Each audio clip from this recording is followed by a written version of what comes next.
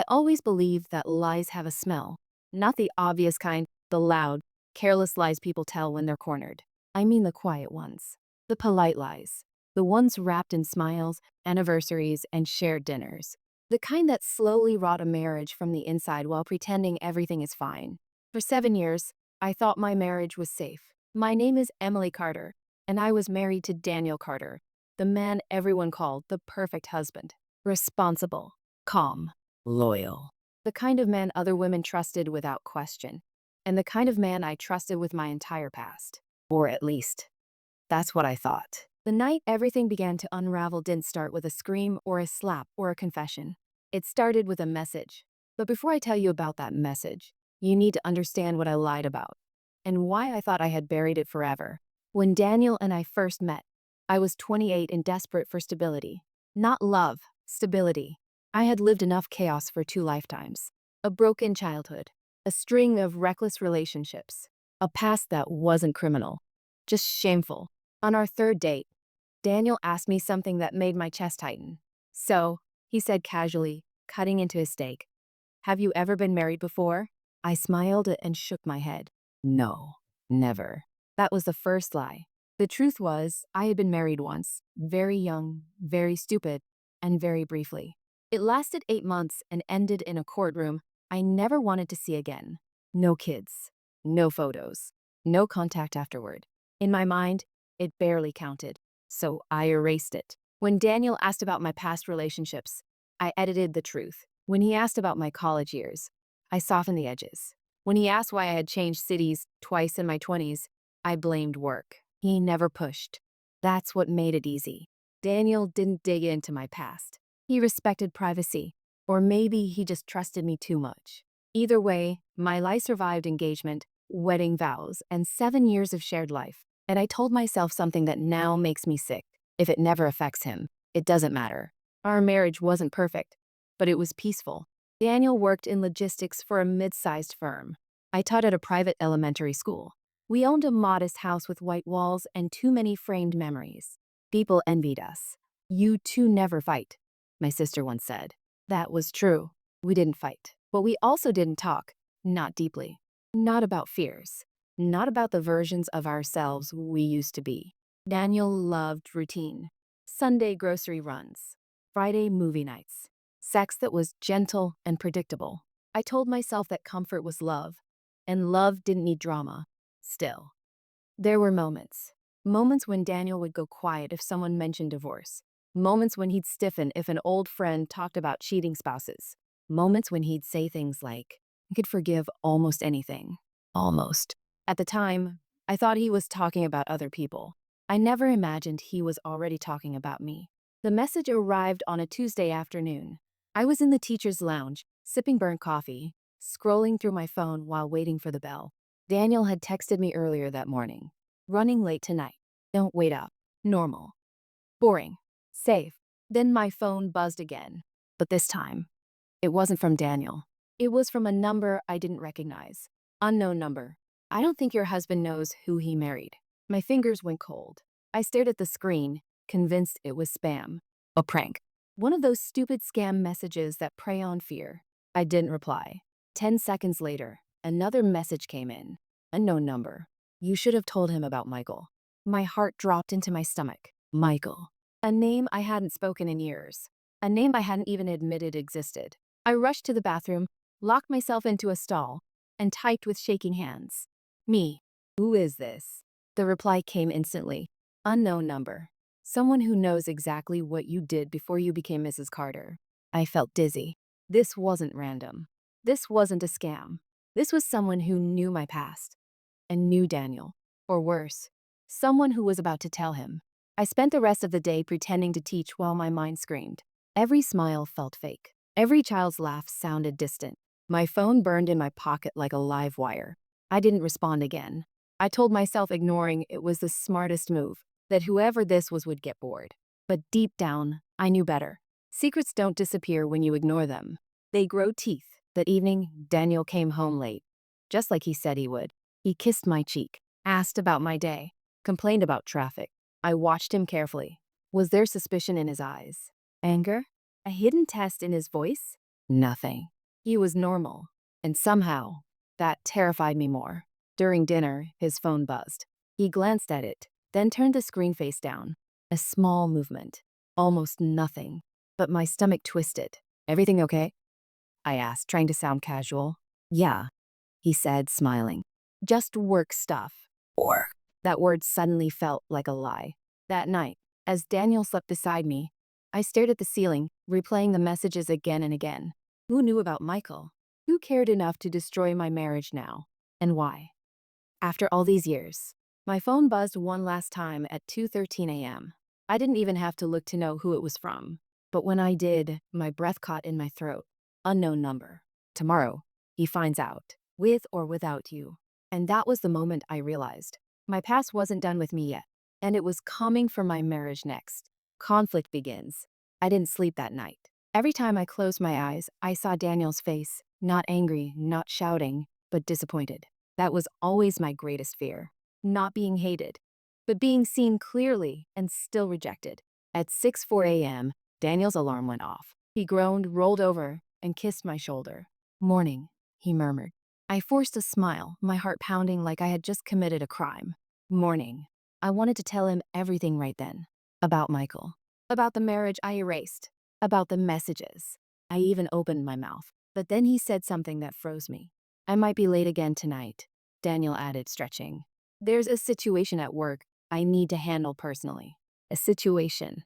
The same word the stranger used last night. My throat went dry. What kind of situation? I asked, too quickly. Daniel paused, just for a second. Just logistics stuff, he said. Nothing you need to worry about. He smiled, grabbed his towel, and went to shower. And I sat there, shaking, wondering if work was the lie, or if I was about to be exposed. The moment Daniel left the house, I picked up my phone. The unknown number hadn't texted again, but I knew it would. I stared at the screen like it might bite me. Finally, I typed, "Me, what do you want?" It took almost a full minute for the reply to come. That minute felt like an hour. Unknown number. The truth, or maybe justice. My stomach turned. Me. Justice for what? 3 dots appeared. Disappeared. Appeared again. Unknown number. For lying to a man who deserved to know who you really are.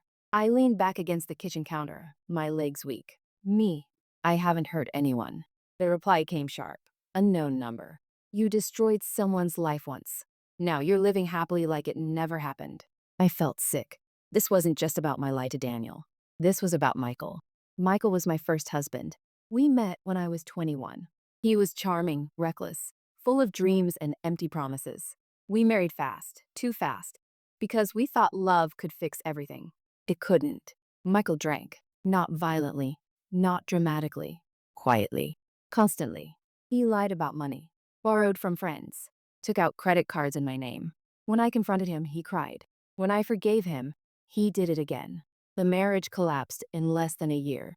The divorce was ugly, humiliating, and expensive. I walked away with debt, shame, and a promise to myself that I would never let my past define my future again. So I buried it. I didn't think anyone would ever dig it up. My phone buzzed again. Unknown number. He still thinks about you, you know. My breath hitched. Me. Whoa. The response was immediate. Unknown number. Michael. I dropped my phone onto the counter like it burned. Michael was supposed to be gone. Out of my life. Out of my story. How is this happening? I whispered to the empty kitchen. The rest of the day felt unreal. At school, I snapped at a child for spilling paint. I forgot lesson plans. My hands shook so badly I spilled coffee twice. My colleague asked if I was sick. I'm fine. I lied. By lunchtime, I had 3 missed calls from the unknown number. I didn't answer, but the messages kept coming. Unknown number. Daniel deserves to know you were married before. He deserves to know why Michael lost everything. And he deserves to know why you ran. My chest tightened. I typed back furiously.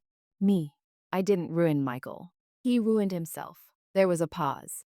Then the response came. Colder than the rest. Unknown number. That's not what the court records say. My vision blurred. Court records? No. That wasn't possible. The case was sealed. Or at least, I thought it was. Me. Who are you? This time, the reply took longer. When it finally came, my heart nearly stopped. Unknown number. Someone very close to your husband.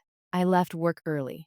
I told the principal I wasn't feeling well, which wasn't entirely a lie. By the time I reached home, my hands were numb and my mind was racing. Someone close to Daniel. A coworker? A friend? A family member? Or worse. Someone who had been in our lives this whole time. I walked through the house, suddenly seeing everything differently. The framed wedding photos. The shared bookshelf. Daniel's laptop on the desk. I stared at it. I knew his password. I had never once felt the need to invade his privacy. Until now. My heart hammered as I opened the laptop. His email was already logged in. I didn't know what I was looking for: messages, names, clues. Then I saw a folder on his desktop. Legal, personal. My breath caught. Daniel never talked about legal matters. Ever. I clicked the folder. Inside were scanned documents. Gored documents. Divorce documents. With my name on them. My knees buckled, and I sank into the chair. He knew. Or at least, he was finding out. I heard my phone buzz again. Slowly, with trembling hands, I picked it up. Unknown number. He'll confront you tonight. Unless you tell him first. My mouth went dry. Tonight. This wasn't a threat anymore. It was a countdown. I sat alone in the house, surrounded by a life I had built on a half-truth, realizing the conflict wasn't coming. It was already inside my marriage, waiting for Daniel to walk through the door. And I had no idea whether the man I loved would still be there when the truth finally came out. Betrayal revealed. Daniel came home at 8:47 p.m. I remember the exact time because I checked the clock 3 times in the span of 1 minute. My heart racing harder with every tick. I was sitting on the edge of the couch, hands folded like I was waiting for a verdict. The front door opened. Keys dropped into the bowl. Footsteps. Every sound felt louder than it should have. Emily? Daniel called out, his voice calm, too calm. I'm here, I answered. He walked into the living room, loosened his tie, and looked at me for a long moment without speaking. His eyes weren't angry. They weren't soft either. They were guarded. We need to talk, he said. There it was. The sentence that changes everything. I nodded slowly. I know. That seemed to surprise him. You know? He asked. I swallowed. Yes. Daniel sat down across from me, not beside me like he usually did. That small distance felt like a canyon. How long were you going to keep lying to me? He asked quietly. The word lying sliced straight through my chest. I wasn't trying to hurt you, I said, my voice trembling. I didn't think it mattered anymore. Daniel let out a short, humorless laugh. Didn't matter? He repeated. You were married, Emily. Silence filled the room. You looked me in the eye, he continued, and told me you'd never been married before.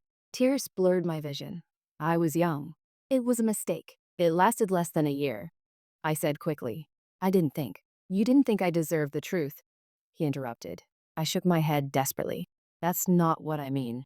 But that's what you did, Daniel said. His voice was still controlled, but I could hear the crack forming underneath. You decided what I needed to know. You decided for me. I wiped my cheeks with trembling fingers. I was ashamed, I whispered. I wanted a fresh start. I didn't want my past to ruin what we had. Daniel stood up and walked to the window, his back to me. Your past didn't ruin this, he said. Your lie did. Those words hurt more than anything else he could have said. He turned around slowly. Do you know how I found out? He asked. My stomach clenched. Someone has been messaging me. His jaw tightened. So they reached out to you too, he said. Too? I echoed. Daniel walked back to the couch, but instead of sitting, he pulled something from his jacket pocket. A phone. Not his. I got this last week, he said, holding it up. A burner phone. It arrived in the mail. No return address. My heart pounded. What was on it? I asked. Daniel unlocked the screen and handed it to me. Messages. Photos. Court documents. Screenshots of my old social media accounts. My marriage certificate. The divorce filing. Even pictures from my wedding to Michael. Pictures I didn't even have anymore. I felt nauseous. They told me you lied about who you were, Daniel said. That you built this marriage on a false foundation. Tears streamed down my face. I never stopped loving you, I said. Not for one day. Daniel's expression darkened. That's what makes this worse, he replied. Because now I don't know which parts of you are real. I opened my mouth to speak, but he raised his hand. There's more, he said. My chest tightened painfully. The messages didn't just talk about your marriage, Daniel continued. They talked about Michael. I froze. What about him? I whispered. Daniel exhaled slowly, like he was bracing himself. They said you left him with debt, that you took everything and disappeared, that he lost his job, his home, and nearly his life. That's not true, I cried. He made those choices himself. I tried to help him. Did you? Daniel asked softly. I nodded, sobbing. I paid off his loans. I begged him to get help. I stayed longer than I should have. Daniel studied my face. Then why does he say you ruined him? He asked. My blood ran cold. I whispered. Daniel didn't answer immediately. He picked up the burner phone again, scrolled, then turned the screen toward me. A final message. Unknown number. She never told you about me, did she? Below it, a name. Michael Harris. The room started spinning. He's the one who contacted you? I asked, barely able to speak. Daniel nodded. He said he's been watching our lives online for years. Daniel said, watching you move on. Watching you marry me. Build a home. Be happy. I covered my mouth with my hand. I didn't know, I whispered. I swear, Daniel. I didn't know. He said he wants the truth out. Daniel continued. He wants acknowledgement. An apology. I would apologize. I said immediately. If it helps him heal, I would. Daniel looked at me sharply. Would you? He asked. Or are you just afraid of losing me? That question hit harder than any accusation. Before I could answer, Daniel's phone buzzed. He glanced at the screen, then went very still. What? I asked. His eyes met mine, filled with something new. Not anger. Fear. He's here, Daniel said. My heart stopped. Here where? Daniel swallowed. Outside. A knock echoed through the house. Slow, firm. 3 knocks that felt like a judge's gavel. Daniel looked at me, his voice barely above a whisper. He wants to talk to both of us. Tonight. My chest felt like it was caving in. Because in that moment, I realized this wasn't just about a lie anymore. It was about a man I thought I'd escaped, standing at my door, ready to tear my marriage apart. Turning point. The knocking came again. Louder this time. Daniel didn't move. Neither did I. For a few seconds, we just stared at each other. Both of us breathing like we'd just run a mile. I didn't invite him, I whispered, my voice breaking. I swear. I know, Daniel said. But there was hesitation in his tone now, like certainty had already begun to crack. Another knock. This time, it wasn't polite. It was impatient. I'll handle this, Daniel said finally, straightening his shoulders like he was preparing for a fight. He walked toward the door. Every step felt heavy, like it was dragging years of our marriage behind it. I followed him, my legs weak, my palms sweating. Daniel opened the door, and there he was, Michael Harris. Older, thinner, sharper around the edges. His hair was streaked with gray now, his eyes hollow in a way that suggested years of bitterness instead of age. He smiled when he saw me. Not warmly, not kindly. Emily, he said softly. Still looks like you landed on your feet. My heart pounded so hard I thought I might faint. Why are you here? I asked. Michael's gaze shifted to Daniel. I think we should all sit down, he said calmly. This story makes more sense that way.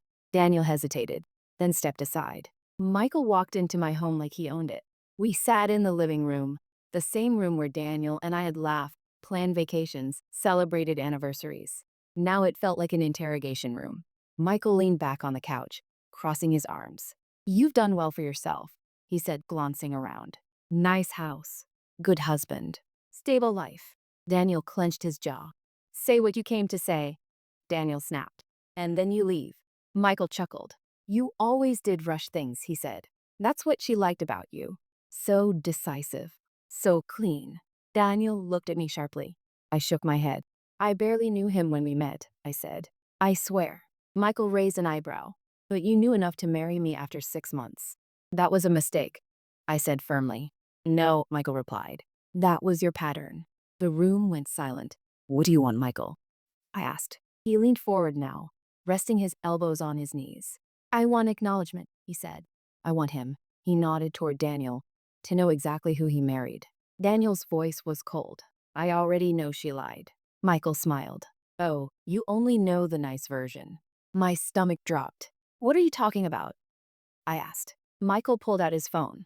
Did she tell you, he asked Daniel, that she emptied our joint account the week before she filed for divorce? I shot to my feet. That's not true, I cried. I took my savings, money I earned. You took everything, Michael snapped, and left me with the bills. That money paid off your debts. I yelled back. Your gambling, your credit cards. Daniel stood up between us. Enough, he said sharply. Both of you. He turned to me. Emily, did you take the money? He asked. I hesitated, and that hesitation said more than any words ever could. I took what I needed to survive, I said quietly. He was drowning us. Michael laughed bitterly. Listen to that, he said. Always the victim, always the survivor. Daniel rubbed his temples. This doesn't justify stalking us, he said to Michael. Sending messages. Digging up the past. Stalking? Michael repeated. No, this is balance. Balance? I whispered. You got a happy ending, he said, his eyes locked on mine. Got rehab, unemployment, and a record I can't escape. I just wanted the truth to catch up with you. Daniel's voice cracked. So you came to destroy my marriage. Michael looked at him calmly. I came to stop a lie, he said. What happens after that is on you. Silence settled heavily over the room. Daniel turned to me slowly. Is there anything else? He asked. Anything you haven't told me? That question terrified me more than Michael's presence. I opened my mouth, then closed it. No, I said. That's everything. Michael smirked. Is it? He asked. My heart skipped. What do you mean? Daniel demanded. Michael stood up. Ask her why she really left me, he said. Ask her about the night she didn't come home. My blood turned to ice. Daniel's eyes narrowed. What night? He asked. I shook my head violently. He's lying. Michael chuckled. Tell him about the hotel, Emily, he said. Tell him about the man you were with before you ever filed for divorce. Daniel's face went pale. Is that true? He asked me. The room felt like it was closing in. My voice broke. I was separated. It didn't mean anything. But you were still married, Daniel said quietly. I nodded, tears streaming down my face. Yes. Daniel stepped back like I had struck him. Michael grabbed his jacket. My work here is done, he said. The truth is a funny thing. It doesn't break you right away. It seeps in. He walked toward the door, then paused. Oh, he added, turning back to Daniel. Check your email tomorrow. There's more you should see. The door closed behind him. Daniel didn't look at me. Not once. He stood there, staring at the door, his voice barely audible. I need space, he said. I don't know who you are anymore. He grabbed his keys and walked out. The sound of the door slamming echoed through the house. I collapsed onto the floor sobbing. Because I knew, deep in my bones, Michael hadn't come for closure. He had come for revenge. And whatever he planned to send next might finish what he just started. Climax plus resolution. The house had never felt so empty. Daniel didn't come back that night. I sat on the living room floor until dawn, replaying every word, every look, every moment where I could have told the truth and chose silence instead. By morning, my eyes were swollen, my throat raw, and my heart felt like it had been scraped hollow. At 7:12 a.m., my phone buzzed. Not Daniel. An email notification from an unknown address. My hands trembled as I opened it. Subject: You deserve the full picture. I already knew. This was Michael's more. The email contained attachments, screenshots, bank statements, old messages between me and Michael. Selective, cropped, twisted just enough to paint a picture where I wasn't a woman trying to escape a sinking marriage, but a cold, calculated villain. And at the bottom of the email was a message. Daniel, if you're reading this, I hope you understand now. She doesn't just lie to protect herself. She lies to survive. And people like that will always choose themselves over you. I dropped the phone. This wasn't exposure anymore. This was character assassination. And the worst part, some of it was true. Daniel didn't answer my calls. Not that morning. Not that afternoon. Not the next day. I finally heard from him on the third night. One line. I'm staying at my brother's. I need time. Time. The word people use when they don't know if they're going to come back. Michael didn't stop. Over the next week, Daniel received more emails. More evidence. More poison disguised as truth. I knew because Daniel forwarded them to me. No comments. No accusations. Just silence. And silence hurts more than yelling. I decided then that I wouldn't let Michael control the ending of my marriage. If this was going to end, it would end with honesty, not fear. I asked Daniel to meet me. He refused twice. The third time he agreed. 1 hour. Public place. No yelling. No excuses. We met at a small cafe near the river, the place where Daniel had proposed 7 years ago. He didn't smile when he saw me. He looked tired, older, like the ground beneath him had shifted and he hadn't found balance again. I'm not here to be convinced, he said as soon as we sat down. I'm here to understand. I nodded. That's all I want too. He folded his hands. Talk, he said. So I did. I told him everything. Not the cleaned up version. Not the survival story I told myself for years. The truth. I lied because I was afraid, I said. Not of you, of losing the version of myself I'd built. I thought if you saw the worst parts of me, you'd walk away. Daniel stared at the table. You took that choice from me, he said. I know, I whispered. And I'm sorry. I told him about Michael's drinking, his debts, my exhaustion. The night I didn't come home. I was lonely, I admitted. I was still married, yes, but emotionally, I was already gone. I didn't cheat to hurt him. I cheated because I was broken. Daniel flinched. That doesn't make it right, he said. No, I agreed, but it makes it real. I leaned forward, my voice shaking. I'm not asking you to forget. I'm asking you to see me fully, flawed, selfish, scared, and decide for yourself. Daniel looked up then. His eyes were wet. What if I can't unsee it? He asked. Then I'll accept that, I said. But I won't let Michael decide our fate. Daniel finally spoke the question that had been hanging between us. Why didn't you tell me when we got serious? I swallowed.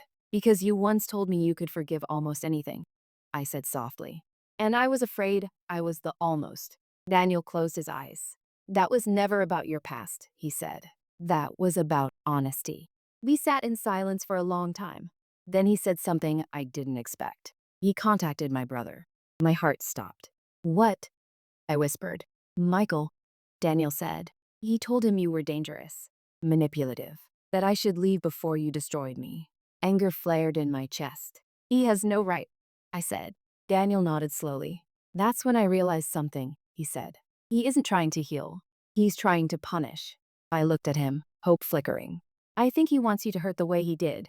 Daniel continued. And he wants me to be the weapon. Tears streamed down my face. I never meant to hurt anyone, I said. I know, Daniel replied. But intentions don't erase damage. 2 days later, Michael crossed a line. He showed up at my school during pickup time. Parents everywhere. Children watching. He didn't shout, didn't threaten. He smiled. You didn't think I'd stop, did you? He whispered when he passed me. That was it. Fear turned into resolve. That night, I filed a restraining order. I submitted proof of harassment. Messages, emails, witness statements from Daniel's brother, from coworkers, from me. Michael fought it. He lost. The judge's words still echo in my head. Accountability does not give you the right to destroy. Michael was ordered to stay away from both of us. For the first time in weeks, I slept. Daniel and I didn't magically heal. Trust doesn't reset just because the villain is removed. We went to counseling. Some sessions ended in tears, others in silence, a few in laughter that felt unfamiliar but hopeful. One night, months later, Daniel finally said it. I don't trust you the way I used to. I nodded. I know, but, he added, I trust you more than I did when I found out. That mattered. A year has passed. We're still married, not because everything was forgiven, but because everything was exposed. Our marriage now is quieter, more careful, built on truths that hurt but don't hide. As for Michael, he faded. Revenge burns fast, but doesn't last. Here's what I learned. Lies don't protect love. They delay the damage. And when the truth comes out, because it always does, it doesn't ask permission. It just walks through the door and demands to be seen. I lost the illusion of perfection, but I gained something stronger. A marriage that knows exactly who I am and chose me anyway.